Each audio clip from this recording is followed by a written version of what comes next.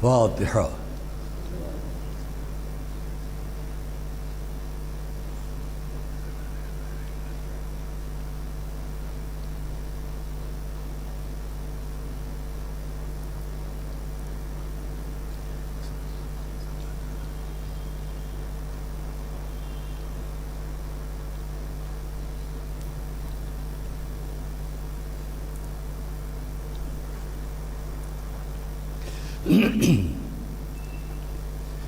اعوذ باللہ السمیع العلیم من الشیطان اللعین الرجیم، بسم اللہ الرحمن الرحیم، الحمد للہ رب العالمین، والصلاة والسلام علی اشرف الانبیاء والمرسلین، سیدنا و نبینا و شفیعنا ابی القاسم محمد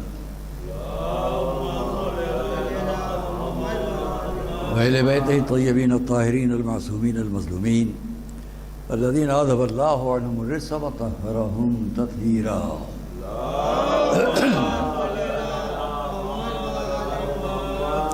ورحمۃ اللہ علی اعدائہم وقتلتہم وغاصبی حقوقہم اجمعین من الاولین والآخرین۔ اما بعد فقد قال اللہ سبحانہ فی کتابہ المبین وقولہ الحق۔ بسم اللہ الرحمن الرحیم، قل لا اسألکم علیہ اجرا الا المودۃ فی القربى۔ صلوات۔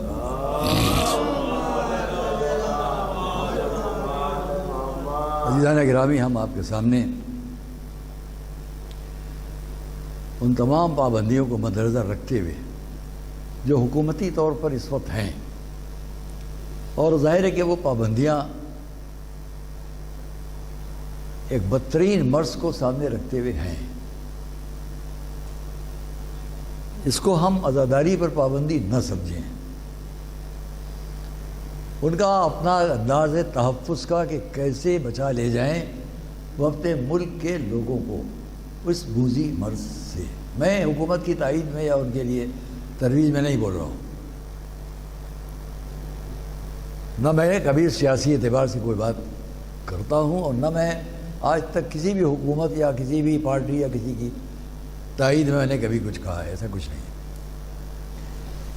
میرا سب سے پہلا مشن، ہمارا آپ کا سب سے پہلا مشن اہل بیت اطہار ہے، قرآن، رسول، اہل بیت اطہار، یہی مشن ہے ہمارا۔ یہ 52واں سال ہے اسی پہ بات کرتے ہوئے، تو اس لیے کوئی ایسا نہ سمجھے۔ فاصلے سے بیٹھیے ذرا، ادھر فاصلے پہ آ جائیے، ہاں بس۔ ظاہر ہے کہ ہم اس لیے حکومتی بات کی تائید کر رہے ہیں کہ ان کی پابندی عزاداری پر نہیں ہے، عزاداری پر نہیں ہے۔ اس پر جس حالت میں پوری دنیا ہے، اس کے لیے جو ساری دنیا میں اب یہ کہ فلاں یہ قانون توڑ رہا ہے، فلاں وہ کر رہا ہے، ہم اس کو اگزامپل نہیں بنائیں گے، ہم اس کو مثال نہیں بنائیں گے۔ ہاں، ہم بہت اپیل کریں گے ان دانشوروں سے جو حکومت میں ہیں اس وقت۔ میں اپنے وزیر اعلیٰ، جن سے میں نے یہ کہا ملاقات میں بھی، ٹیلی فون پر بھی، بعد میں بھی، چونکہ آپ ایک یوگی ہیں، عالم ہیں اپنے دھرم کے حساب سے، اور میرے نزدیک کوئی دھرم، کوئی مذہب دوسرے دھرم، دوسرے مذہب کی توہین نہیں کر رہا، تو میں آپ پر بھی یقین رکھتا ہوں، آپ پر بھی یقین رکھتا ہوں۔ میری باتیں اگر پہنچ سکے، ابھی 4 رات پہلے میں نے اوستھی جی سے بھی کہا، جو ان کے سیکرٹری ہے، ایڈیشنل سیکرٹری فرسٹ ہوم کے ہیں، سب سے بڑے، انہوں نے کہا ہم آپ کی بات پر توجہ کریں گے۔ پھر اس کے بعد ہم نے یہاں کے جو کمشنر ہیں ان سے بھی ساری بات کی۔ ہمارے ساتھی لوگ، حجت الاسلام مولانا کلب جواد صاحب بھی، ابھی بھی فون تھا ان کا۔ تو میں اس بات کو بہت خلاصے میں کہہ دوں کہ ہم قانون توڑنے والوں میں نہیں ہیں، قانون نہیں توڑیں گے، لیکن آپ جو حکومت میں ہیں، ہمارے وزیر اعلیٰ، جب میں نے ان سے کہا کہ آپ، تو انہوں نے ہم سے بھی پلٹ کے یہ جواب دیا کہ ہم اور آپ ایک ہی تو ہیں دھرم کے حساب سے، مذہبی اعتبار سے۔ تو میں آپ سے کہوں گا 1400 برس، 1380 سال سے 1380 81-80 سال سے ایک ظالم انسان کے ظلم اور جبر کے خلاف ہم آواز بلند کرتے ہیں اس فرش میں بیٹھ کے. ساری دنیا میں نام حسین ایک پرمپرا نہیں ہے, ایک روایت نہیں ہے.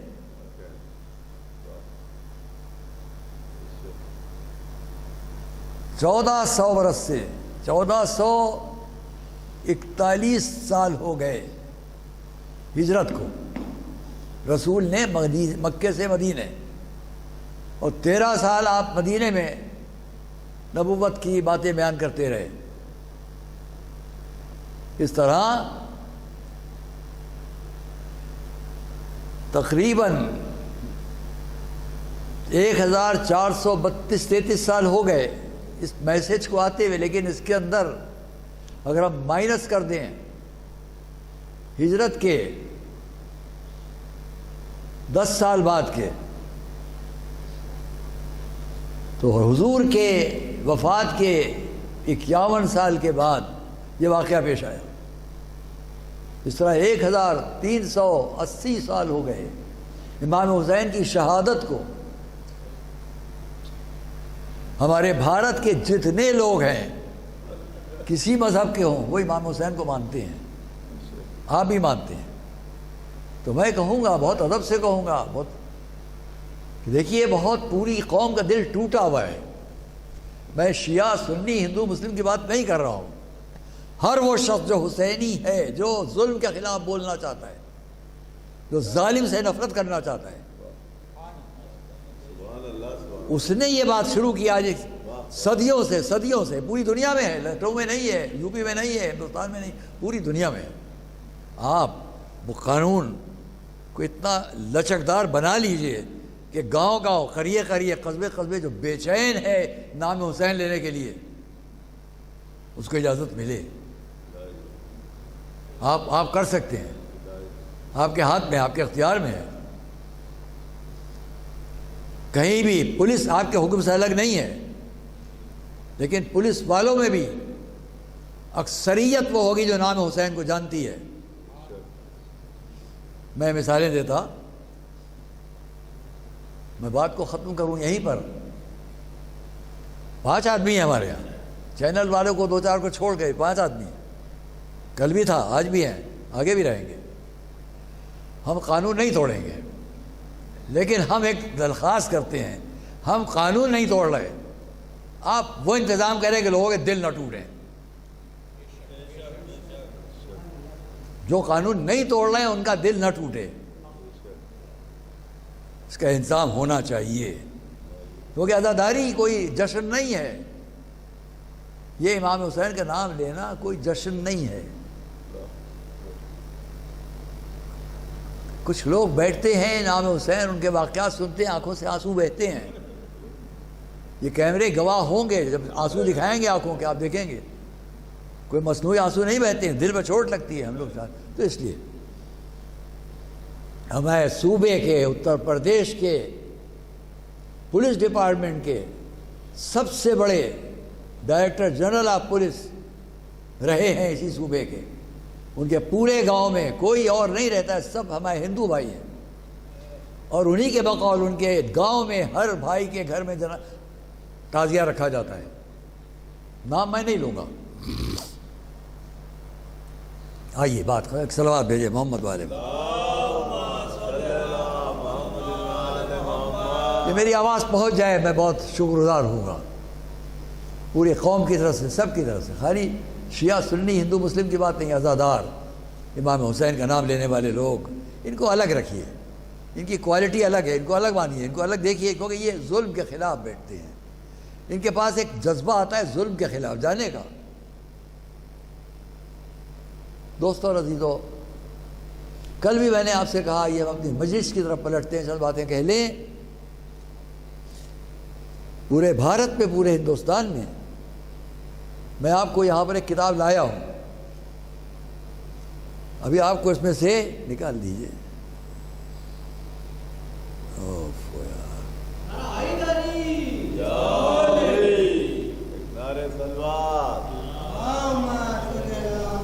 یہ ہے کتاب معراج سخن.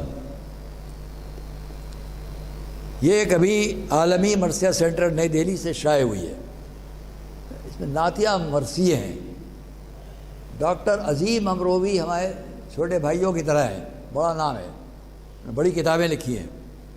انہوں نے اس کتاب کو کبھی جمع کیا تھا.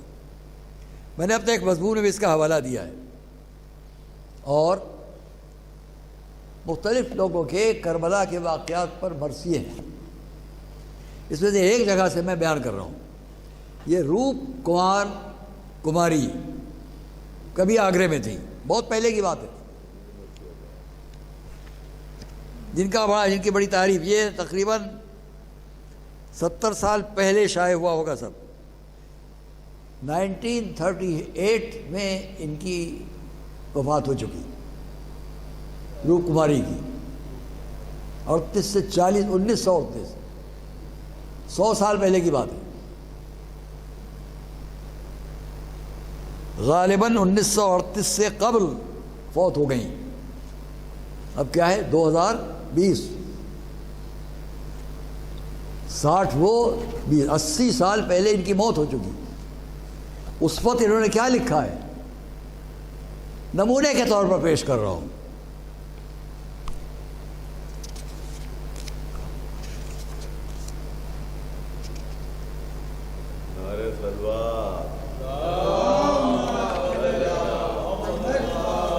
اس کے اندر ان کے 44 بند ہیں.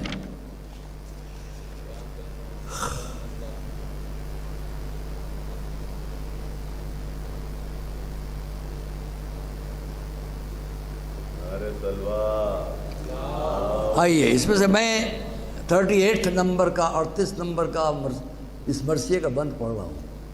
یہ سامنے ہے آپ کے. آہ کیوں کر نہ آہ کیوں گر نہ پڑا, اے فلک کج رفتار, وہی مہرو کہ جو ہو سایہ شاہ ابرار.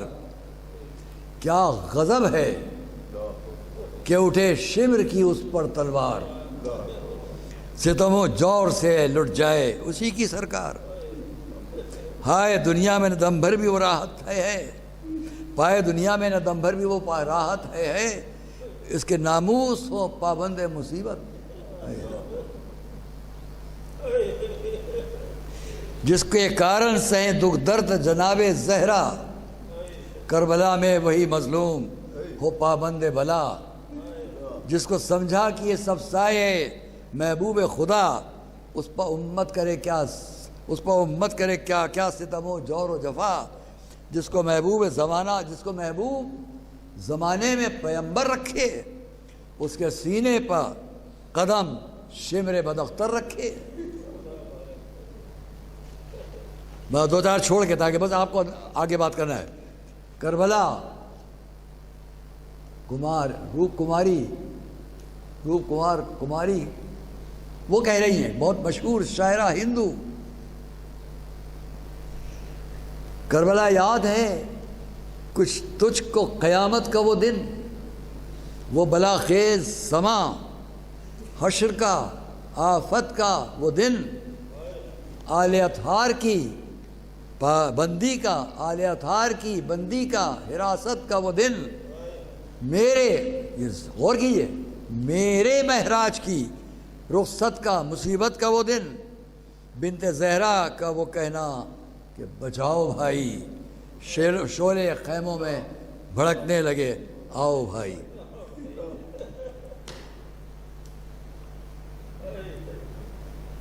کہہ گئی حضرت زینب کو غشایا ایک بار, آئی پامالی کو لاشوں کی سپاہ اشرار. کانپا اس صدمے سے سلطان رسالت کا مزار. حال پامالی کا کس طرح کہے روپ کمار, قلب قابو میں نہ لکھنے کا مجھے یارہ ہے. دل میرا سینے میں اس صدمے سے ست پارا ہے. میں بطور نمونہ میں نے اتنا آپ کے سامنے پیش کیا ہے. دوستو عزیزو, پورا ہندوستان, یہاں کے بڑے بڑے لوگ جو سیاست میں ہوں, جو علم میں ہوں, جو سماجی زندگی میں ہوں, ان سے ہماری ملاقاتیں رہی ہیں. سبھی یہ پورا علاقہ آج کی تاریخ ہجوم سے مجموعوں سے بھرا ہوتا تھا. بڑے بڑے لوگ یہاں آ کر بیٹھے ہو جو ہمارے ہم خیال نہ بھی ہوں. دیکھیے کیوں، آئیے ہم بات پلٹائیں. اس لیے کربلا تھوڑا سا تعارف دے دیں، تھوڑا سا انٹروڈکشن دے دیں. 1453 سال پہلے یا 455 سال پہلے ہمارے حضور کی ولادت ہوئی.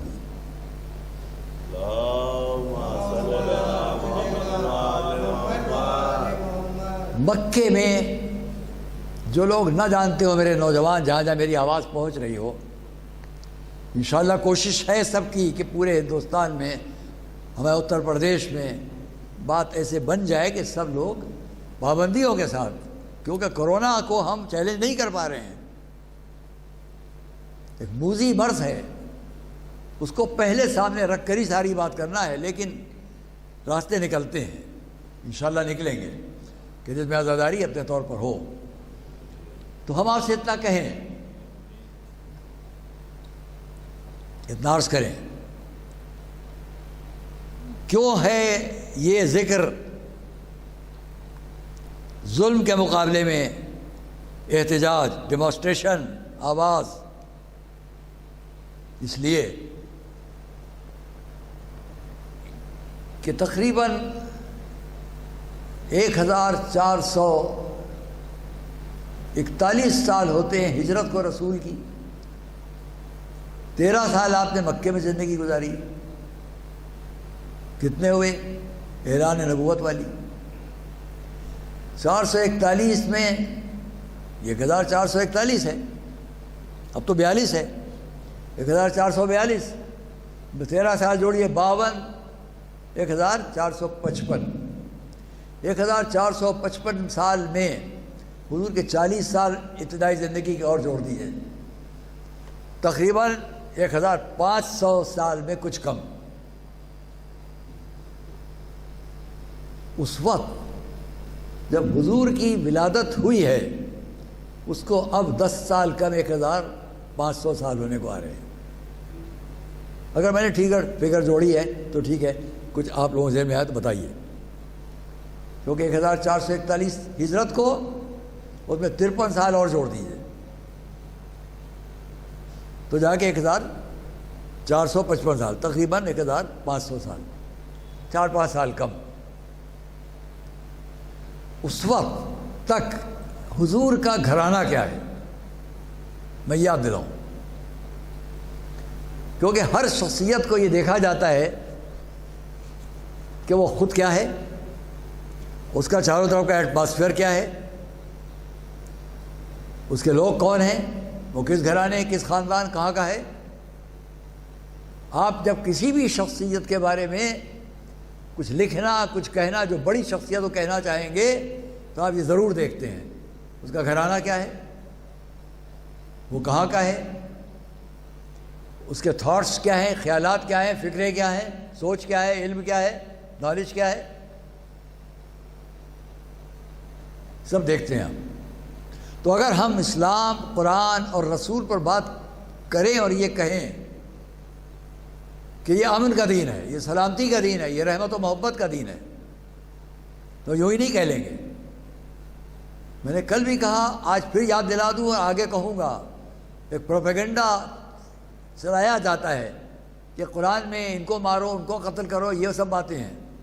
اس پر میں انشاءاللہ بات کروں گا اگر وقت ملا، اور ضرور ملے گا، کہ میں آپ کے سامنے صحیح طور پر یہ بات رکھ دوں کہ ہے کیا، ایسا نہیں ہے. اس کو ہم بعد میں کسی تقریر میں کہیں گے، قرآن کریم کو سامنے لا کر پیش کریں گے، ان آیات کو آپ کے سامنے.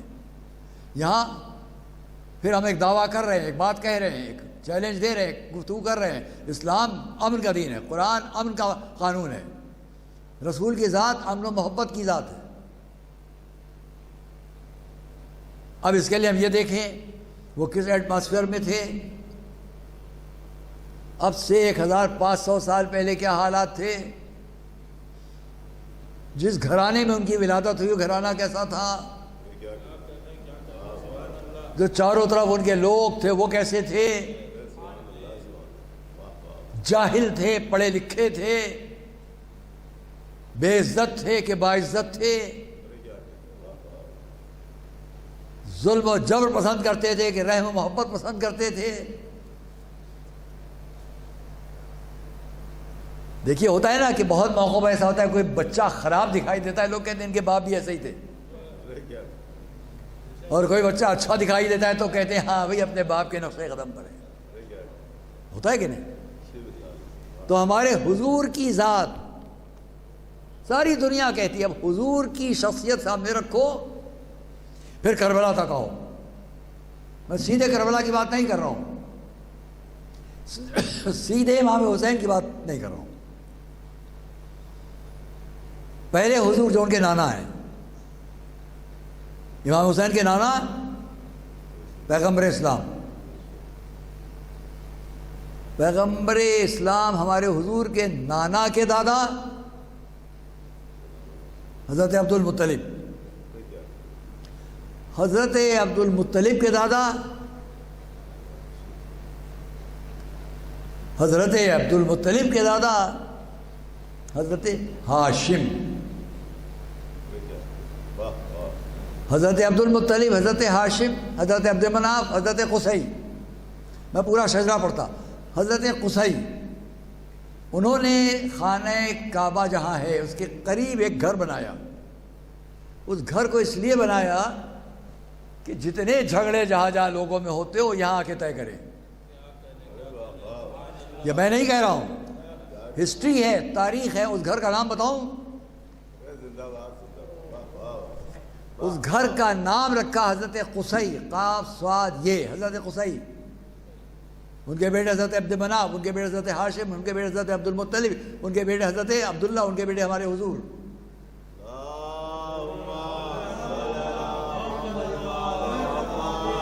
حضرت قصی نے خانہ کعبہ کے برابر میں ایک گھر بنایا، اس کا نام رکھا دار الندوہ، مشورے کا گھر۔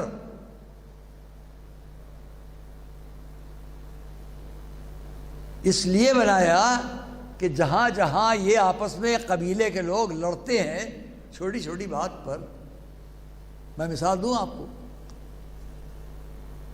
ایک قبیلے میں دوسرے قبیلے کا جن کی آپس میں محبتیں تھیں قریب آیا، مہمان ہو کر آیا، اور وہ آ کر اس گھر میں اترا، اپنے ناقے کو اس نے باہر باندھ دیا۔ اس قبیلے کا دوسرا قبیلہ مخالف تھا، دشمن تھا، کمان میں تیر جوڑا اور اس ناقے کے اوپر نشانہ لگایا، اسے زخمی کر دیا۔ اس قبیلے والے نے یہ کہا ہمارے مہمان کی تم نے ذلت کی کہ اس کے ناقے کو تم نے زخمی کیا، لڑائی ہوئی۔ اب ان دو قبیلوں میں جنگ چلی، نمونہ ہے اس وقت کا 1500 سال پہلے کا۔ یہ جنگ کب تک چلی؟ 60 سال۔ ایک ناقے کو زخمی کرنے پر دو قبیلوں میں لڑائی، ناقہ بھی کیوں؟ ہمارے مہمان کی بے عزتی کی۔ یہاں بہت کچھ کہنے کو دل چاہتا ہے مگر ابھی مجلس یہیں تمام ہو جائے گی، میں نہیں کہوں گا ابھی۔ جاہل عرب، جہالت و جاہلیت کے دور کے عرب، مگر وہ جانتے تھے کہ مہمان کی توہین نہیں ہونا چاہیے۔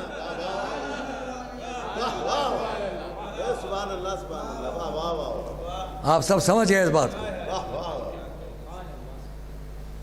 تو میں بہت دکھے دل کے ساتھ اشارتاً کہتا ہوں کہ جنہوں نے اسلام قبول کر لیا، بظاہر کلمہ پڑھنے لگے، یہ بظاہر کی میں نے اس لیے کہی کہ خدا را غور کرو، میں نہیں کہہ رہا ہوں تاریخ آداب اللغت العربیہ یا تاریخ ادب العرب سب پڑھیے، اس میں آپ کو سب جگہ واقعات ملیں گے۔ ایک میں نے بیان کیا کتنے ہیں۔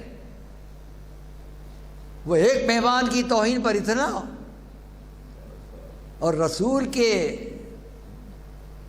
بھائی حضرت عقیل کے بیٹے کو مسلمان مہمان بلا کر امام حسین کو، رسول کے نواسے کو کربلا میں مہمان بلا کر کون کر رہا تھا؟ کوئی غیر قوم کا نہیں کر رہا تھا، جو اپنے کو مسلمان کہہ رہے تھے۔ یہ مسلمان نہیں تھے، نقابیں ڈال لی تھیں اسلام کی، کیونکہ خانوادے کا، خاندان کا تعصب ان کے پاس تھا۔ دوستو عزیزو، اس لیے میں کہوں گا خاندان کو دیکھو، رسول کا گھرانہ، حضرت عبد المطلب، حضرت ہاشم، حضرت عبد مناف، حضرت قصی، دار الندوہ، گھر مشورے کا کیوں بنایا؟ یہاں وہاں مت لڑو، یہاں آ کے رائے مشورت قائم کرو، امن سے رہو۔ تو رسول کے دادا بھی وہ تھے جو پوری طاقت رکھ کے بھی جنگ نہیں چاہتے تھے کسی سے۔ یہ ہے گھرانہ، ایک صلوات محمد، یہ گھرانہ، یہ خاندان، یہ گھرانہ، یہ خاندان، یہ گھرانہ۔ اور مثالیں دیتا ہوں، انہی کے بیٹے، حضرت عبد مناف کے بیٹے حضرت ہاشم۔ ہاشم نام کیوں پڑا؟ عربی میں چھوٹی ہے، شین میم سے حشم کہلاتا ہے مصدر۔ حشم کہتے ہیں روٹی کے ٹکڑے کو توڑنا۔ لقب پڑ گیا ہاشم اس لیے کہ آپ روٹی کے ٹکڑوں کو توڑ کے ناکوں پر لاد کر جہاں جہاں قحط پڑا ہوتا تھا وہاں پہنچاتے تھے قبیلوں کو۔ ہمارے حضور کے دادا وہ تھے جو بھوکوں کو کھانا کھلاتے تھے، اور حضور کے دادا حضرت عبد المطلب یہ پردادا ہیں جو کھانا کھلا رہے ہیں۔ نام لقب ہاشم پڑ گیا۔ آج آپ سنتے ہیں ہاشمی ہاشمی ہاشمی، بنی ہاشم بنی ہاشم۔ انہی حضرت ہاشم کے بیٹے حضرت عبد المطلب، حضور کے دادا، ہاشم پردادا، جو لوگوں کو کھانا کھلانے میں مشہور ہوئے۔ دادا کون؟ حضرت عبد المطلب، جنہوں نے آب زمزم کو دریافت کیا، لوگوں کی پیاس بجھائی۔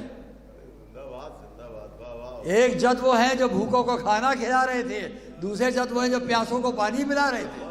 صلوات محمد علیہ۔ یہ ہے، اور ان کا احترام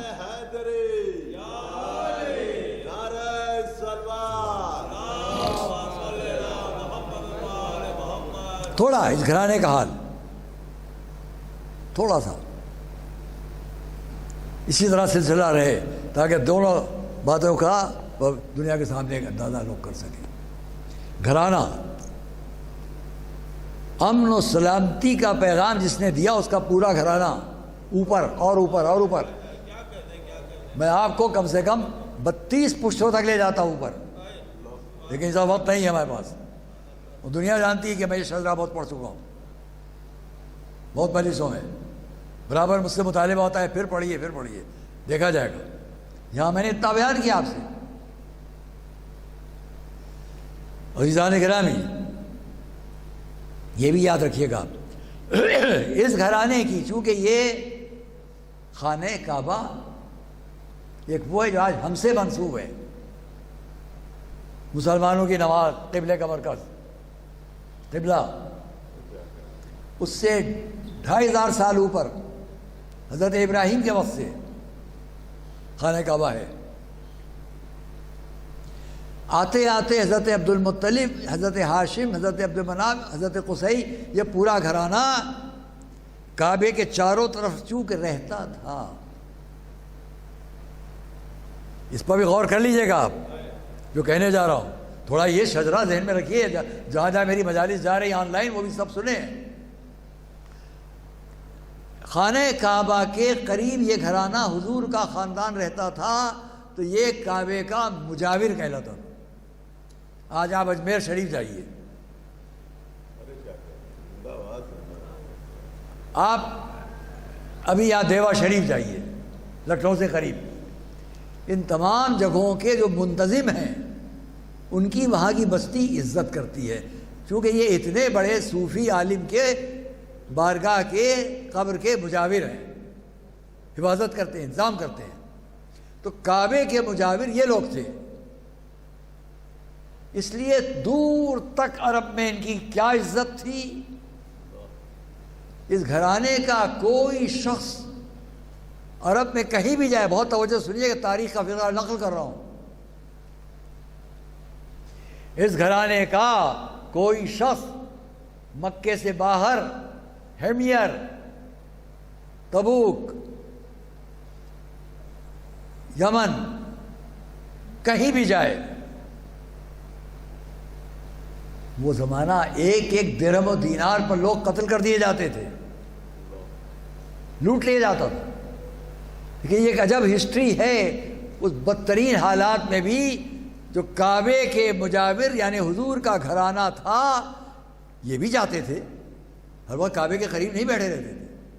میں نے بتایا حضرت ہاشم کو اونٹوں پر لاد کے روٹیاں اور ٹکڑے سوکھے لے کے گئے، نہ کہاں کا باٹا۔ حضرت ابو طالب دور دور جاتے تھے تجارت کرنے۔ جو کعبے کے قریب رہنے والے لوگ تھے، یہ تجارت کے لیے جائیں، مسافرت میں جائیں، کہیں بھی جائیں، اگر کوئی سن لیتا تھا دور کا انسان بھی یہ کعبے کے قریب وہاں کے مجاور ہیں، تو ان کی عزت ہوتی تھی، کوئی ان کے مال کو لوٹنا بھی نہیں چاہتا تھا،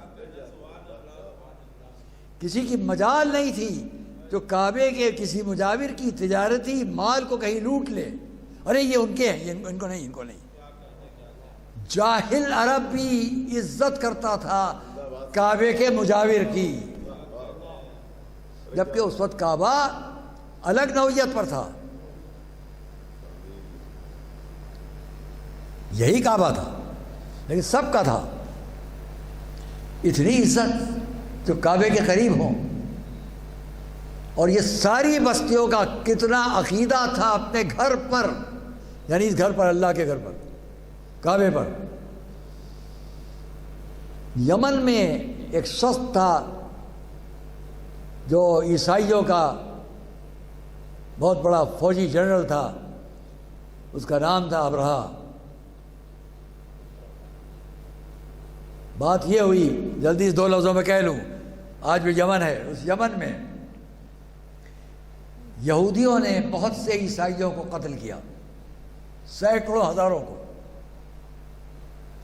اس کا انتقام لینے کے لیے شہنشاہ حبش اور قورگون سب نے مل کر عیسائیوں نے ایک لشکر بنایا، اس کے 2 سپہ سالار بنے، ایک کا نام تھا ابرہا، ایک کا نام تھا اریات، الف رے یہ الف توئے۔ یہ 2 سپہ سالار گئے اور وہاں جا کے حملہ کیا انہوں نے، اور تمام یہودیوں کو قتل کیا، بہت بڑا قتل عام ہوا۔ پھر دونوں یہ سپہ سالار جو تھے بادشاہ کے، یہ بھی لڑ گئے، اور ابرہا نے اریات کو بھی قتل کر دیا۔ اب پوری حکومت اس کی ہو گئی۔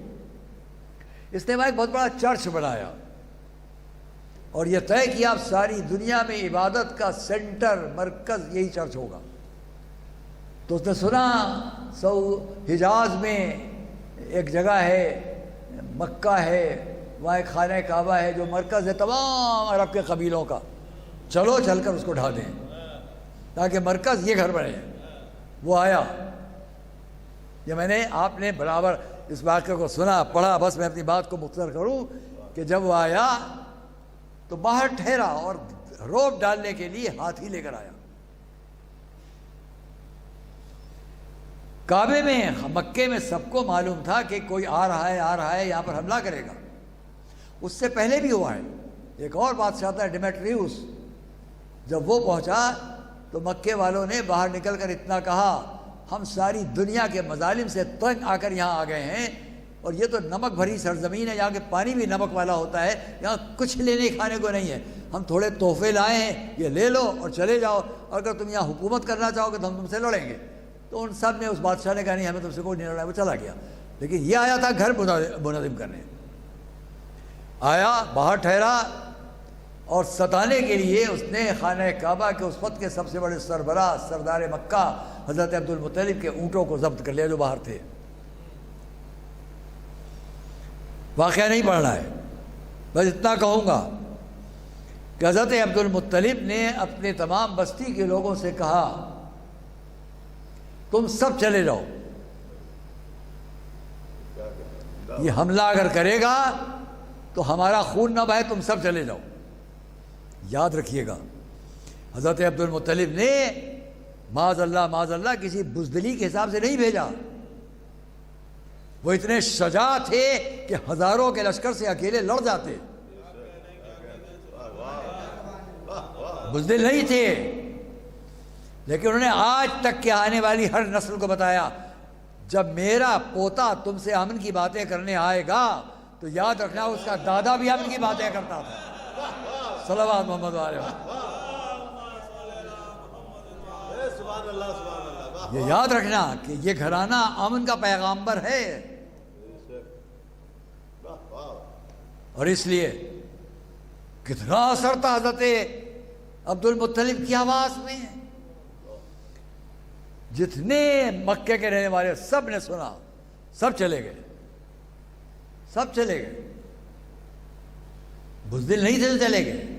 میں نے بتایا کہ ایک اونٹ کے زخمی ہونے پر 60 سال لڑنے والے جس گھر کی پرستش کرتے تھے, جس کی عبادت کرتے تھے, اس گھر کو چھوڑ کر چلے جائیں گے؟ چلے نہیں گئے. حضرت عبد المطلب کی بات کو رکھا. آپ کہہ رہے ہیں ہم جا رہے ہیں, کیا میں کہوں حضرت عبد المطلب نے نبوت کا اعلان نہیں کیا ہے, نہ دعویٰ کیا ہے, لیکن امت اس وقت کے حضرت عبد المطلب کی بھی روحانیت پر کتنا یقین رکھتی ہے. جب کہہ دیا ہے تو ہمیں چلے جانا چاہیے, گھر کی عبادت ہو جائے گی. صلوات محمد علیہ ہو جائے گی.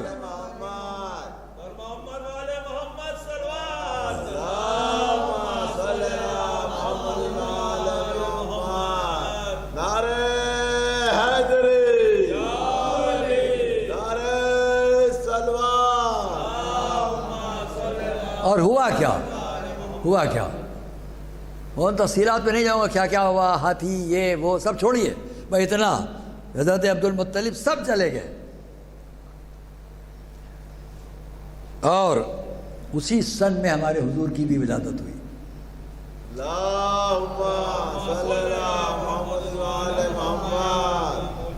ایک تاریخ میں نے دیکھا کہ حضرت نے حضور کے قدر گرامی حضرت عبداللہ کو بھیجا ایک پہاڑی پر جائیں اور سمندر کی طرف نظر رکھیں, کوئی نئی بات نظر آئے تو بتائیں.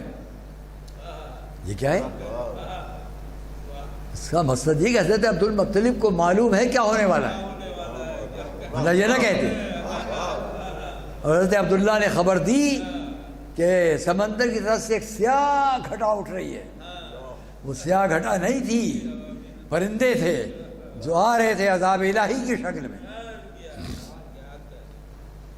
اسی سن میں حضور کی ولادت بھی. اس سن میں حضرت عبد المطلب کو 2 خوشخبریاں ملی. مورخین نے لکھا, ایک یہ واقعہ, ایک حضور کی ولادت کی خبر. کیا ہوا؟ آئے کعبے کی دیوار پر ہاتھ رکھا. آج لوگ, میری آواز جہاں بھی جائے, بڑے جسٹیفیکیشن کر لینا, انصاف سے اس بات کو سن لینا اور انصاف کر بھی لینا. بات کی تاریخوں میں اگر آپ کو حضرت ابو طالب کا مذہب ڈھونڈنا ہو, ایمان ڈھونڈنا ہو, اسلام ڈھونڈنا ہو, تو یہ دیکھ لینا حضرت ابو طالب بیٹے کس کے ہیں اور حضرت ابو طالب بابا کس کے ہیں. بیٹے کس کے ہیں, بابا کس کے ہیں, چچا کس کے ہیں. چاروں طرف تو ایمان کے آفتاب روشن ہو, اور بیچ میں حضرت ابو طالب کا ایمان ڈھونڈا جائے. صلوات محمد علیہ. کیا بات, دلیل دے رہا ہوں. اللہم صلی اللہ, دلیل دے رہا ہوں. کیا کیا حضرت عبد المطلب نے؟ میں دلیل دے رہا ہوں. اور ثبوت میں ایک بات کہوں گا. بہت زمانہ گزر گیا, عالم اسلام کی ایک بہت بڑی شخصیت اب نہیں ہے دنیا میں, مولانا مودودی. بہت بڑے عالم تھے, سب نام ان کا جانتے ہیں. انہوں نے ایک تفسیر قرآن لکھی, اس کا نام ہے تفہیم القرآن. اس میں آپ کو ملے گا۔ حضرت عبد المطلب نے ابرہہ کو روحانی جواب دینے کے لیے، مادی نہیں، مادی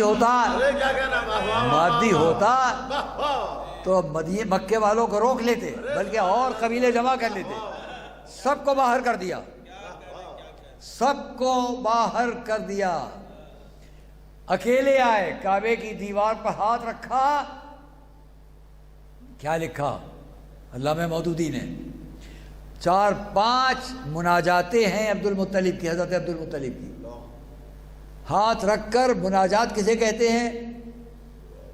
نجوہ سے ہے، چپکے سرگوشی کرنا اپنے رب کے سامنے، دعا کرنا۔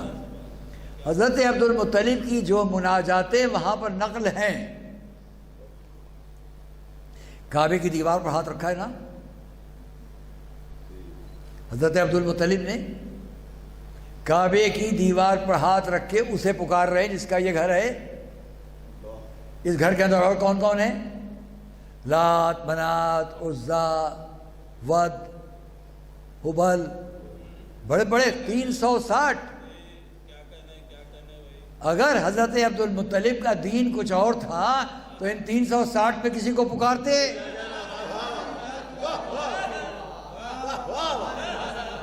میں نہیں کہہ رہا ہوں، مناجاتیں دیکھ لو، مناجاتیں دیکھ لو، کیا ہے؟ اے اللہ، اے اللہ، اے اللہ، اے اللہ، اپنے گھر کی عبادت کر۔ جب دادا اللہ کو مانتے ہو، پوتا اللہ کی بات کرتا ہو، تو ابو طالب کہاں سے کسی اور کی بات کریں گے؟ صلوات محمد وآل محمد۔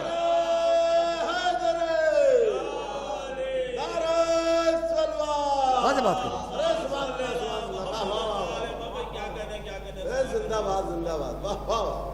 آگے باتیں ہوں گی۔ یہ گھرانہ، روحانیت پر یقین تم سب جاؤ، جس کا گھر ہے وہ بچائے گا۔ یہ ہیں ہمارے حضور کے دادا، اور ہمارے حضور کے نواسے کون ہیں؟ حضرت عبد المطلب نے مکے والوں سے کہا جاؤ، وہ عبادت کرے گا۔ میرے حضور کا نواسا وہ ہے جس نے رات کی تاریکی میں چراغ بھی بجھا دیا، تم سب کو جہاں جانا ہے چلے جاؤ۔ یہ روحانیت۔ تلوار پر یقین نہیں ہے، شمشیر پر یقین نہیں ہے، خون بہانے پر یقین نہیں ہے۔ خون بہہ جائے، انسانیت بچ جائے۔ یہ ہے کربلا، یہ امام حسین۔ ہمارا خون بہہ جائے، ہمارے بچوں کا خون بہہ جائے، مگر انسان بچ جائے، انسانیت کو بچا لیا جائے۔ اور اسی لیے آپ نے یہ نہیں فرمایا او یزید میں تیری بیعت نہیں کروں گا۔ یہ کوئی ضد کی بات نہیں ہے۔ ہاں بھائی ضد تھی، بڑے بڑے لوگوں میں آپس میں ضد ہو جاتی ہے، ہم یہ نہیں کریں گے، آپ کریں گے، ہم تو نہیں کریں گے، چاہے کچھ ہو جائے، جان چلی جائے آپ کی نہیں بات کریں۔ یہ ضد نہیں ہے۔ اگر ضد ہوتی تو امام حسین صرف اتنا فرماتے او یزید میں تیری بیعت نہیں کروں گا، نہ اتنا نہیں فرمایا ہے۔ کل میں نے جہاں سے بات چھوڑی تھی، ماں کی قبر پر آئے، جواب کیا دیا تھا؟ مجھ جیسا یزید جیسے کی بیعت کر لے۔ یہ نہیں ہے یزید کی بیعت، یزید جیسے کی، مجھ جیسا یزید جیسے کی بیعت کر لے۔ گویا بتا دیا ایک یزید نہیں، اس کے جیسے جتنے یزید بھی آ جائے حسین سر نہیں جھکائے گا، اور جو حسین والے ہیں وہ بھی کبھی یزید اور یزید جیسوں کے سامنے سر نہیں جھکائے گا۔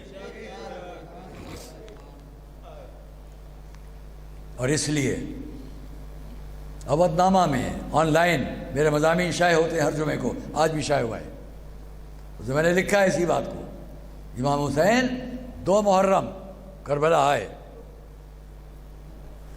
ابھی میں یہی بات دہلی میں دوردرشن شاید 525 چینل نمبر ہے، اس پر آج 5:30 بجے تمام تقریریں ہر روز آ رہی ہیں، 5:30 کل صبح 10:30 بجے۔ آج مولانا فرید الحسن صاحب کی تقریر ہے. بہت بڑا کام کیا ہے جو دوردرشن سے تمام مجلسیں تمام دنیا میں نشر ہوگی. مختار عباس نقوی صاحب نے اس پہ اچھی محنت کی. میں اس لیے کہہ رہا ہوں میں نے اس کو لکھا آج کے مضمون میں ہے. امام حسین 2 محرم کربلا آئے, بس سن جملے آئے, سناٹا, کا عالم, سامنے نہر جاری ہے, ٹھنڈے پانی کی لہریں, اوپر سے ہواؤں کے جھونکے, خیمے کنارے لگا دیے گئے. کتنا خوش ہیں بچے, ریگستانوں کا لمبا سفر کر کے آئے ہیں. چلو یہ ہوا, یہ پانی, یہ خیمے, اب سکون, اب سکون کچھ ملا. بیویاں اپنے بچوں کو محبت سے لیے ہوئے. کون جانتا ہے یہ پانی, یہ منظر, یہ ہوائیں, یہ لہریں, بس 6 دن, وہاں 6 دن بس. امام حسین قافلہ آیا, گھوڑا رک گیا. اتنا لمبا سفر, کہیں گھوڑے نے انکار نہیں کیا. آگے بڑھا رہے نہیں بڑھ رہا, آگے بڑھا رہے نہیں بڑھ رہا. اترے, شاید تھک گیا ہو, دوسرا گھوڑا, تیسرا گھوڑا, کئی گھوڑے بدلے, جس پر بیٹھے وہ آگے نہیں جاتا. شاید دنیا کو بتلانے کے لیے سب ہو رہا ہے کہ ہمارے گھر کے جانور بھی جانتے ہیں, یہ جانور بھی زمین کی عظمت کو جانتے ہیں. اترے, خیمے نصب کر دیے جائیں, بچوں کو اتارا جائے, بیویوں کو اتارا جائے, لوگوں کو بلایا گیا, قریب کے بستی کے لوگ آئے. جب میں کبھی پڑھتا تھا نجف اشرف میں, میں نے منظر دیکھا ہے کہ بنی اسد کا کتنا احترام ہے. اتفاق سے جب میں بھی زیارات کے لیے گیا تھا چند سال پہلے, تو جس ہوٹل میں ٹھہرا تھا کربلا محلہ میں, اس کا مالک جو تھا وہ بھی قبیلہ بنی اسد کا تھا. میں نے اس کا نمبر لکھ لیا. اتنی مجھے محبت لگی کہ اچھا یہ اس قبیلے کا ہے. آج بھی بنی اسد, امام نے بلوایا, ایک کو بلایا, عورتوں, مردوں, بچوں کو, زمین خریدی, واپس کی. یہ تم پر واپس ہے. ہاں 3 باتوں کا خیال رکھنا. اگر امام حسین موت کو یقینی نہیں دیکھ رہے ہیں سامنے, تو یہ وصیتیں کیوں ہیں؟ پہلی وصیت دیکھو, جب ہم کو یزید کی فوجیں قتل کر دیں تو ہماری لاشوں کو دفن کر دینا. دوسری وصیت, جو ہماری قبر کا نشان پوچھتے ہوئے آئے ان کو بتا دینا. تیسری وصیت, اگر ہو سکے تو 3 دن مہمانی کر لینا. عزیزان گرامی, یہاں بہت کچھ پڑھنے کو, کہنے کو ہے, آپ کی آوازیں بلند ہو جاتی اور بلند ہیں, لیکن میں اس کو ترک کرتے اتنا کہوں گا کہ امام نے یہ وصیتیں کی کہ اتنے میں کسی نے آ کر کہا, آقا آپ کو آپ کی بہن بلا رہی ہے. آئے اپنی بہن حضرت ام کلثوم تک, چھوٹی بہن ام کلثوم, بھیا یہ جگہ آپ یہاں سے جلد نکل چلیے. پوچھا بہن کیوں؟ کہا بھیا جب سے یہاں آئے ہیں کچھ دل کا عجب حال ہو رہا ہے. اس زمین سے زرد رنگ کی خاک اڑ کے میرے سر پر پڑی ہے, میرا دل بے چین ہے, آپ اس جگہ سے چلے. آخری گفتگو, امام نے فرمایا بہن ایک بات سن لو. چل نبے بہن ایک بات سن لو.